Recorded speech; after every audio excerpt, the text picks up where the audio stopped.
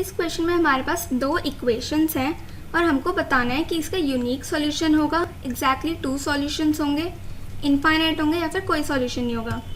अब जब भी हमारे पास दो लीनियर इक्वेशन होती हैं तो उसके टू सॉल्यूशंस एग्जिस्ट कर ही नहीं सकते, या तो कोई सॉल्यूशन होगा ही नहीं और अगर होगा तो फिर वो यूनिक होगा, नहीं तो फिर इनफाइनाइट सॉल्यूशंस होंगे। अब यहाँ पर अगर a1/a2 b1/b2 के इक्वल नहीं है तो उस केस में हमारा यूनिक सॉल्यूशन होगा।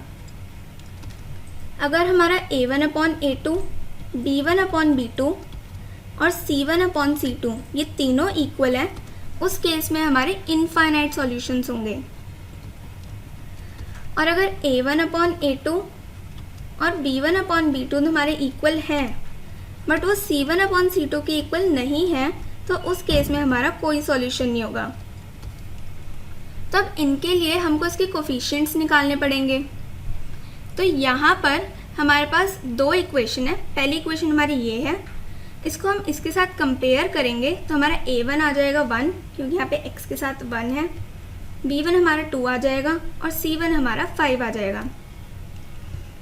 यहाँ पर हम इसको इसके साथ कंपेयर कर रहे हैं तो यहाँ पे इक्वल टू में हमारा 0 है, तो हमको याद रखना है कि यहाँ पे भी इक्वल टू में 0 होना चाहिए, मतलब सारी टर्म्स हमारी लेफ्ट हैंड साइड में ही होनी चाहिए।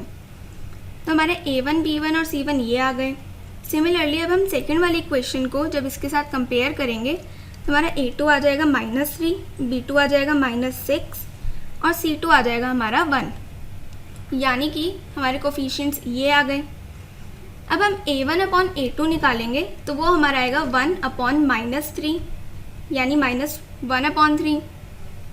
सिमिलरली b1/b2 निकालेंगे तो वो हमारा आएगा 2/-6, यहाँ से कैंसिल हो जाएगा तो b1/b2 हमारा आ जाएगा -1/3। सिमिलरली c1/c2 हमारा आएगा 5/1। अब यहाँ पर a1/a2 और b1/b2 तो हमारे इक्वल हैं बट ये c1/c2 के इक्वल नहीं है, तो इस केस में हमारा नो सॉल्यूशन होता है, तो यानी कि हमारा ऑप्शन डी करेक्ट हो जाएगा।